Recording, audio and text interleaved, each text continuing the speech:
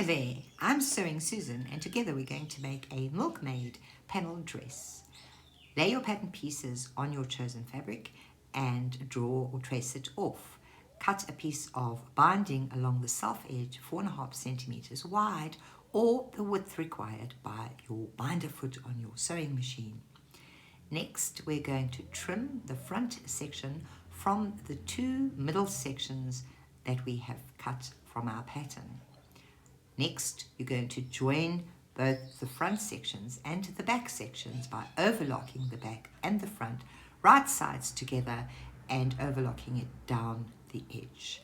Now we're going to join the bodice section of the front to the base section of the front, nick a mark at the center of both the base and the top, and ease the bodice section, the top section, onto the base section by holding the base section over the top section as you sew.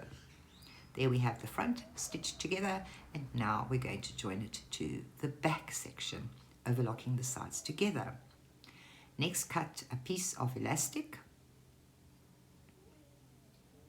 for the back section and put the binding on the underarm section and the keyhole section of the front of the top. Attach the elastic, attach the straps to the back, and hem this front section of the top to create a space for your straps and your tie front.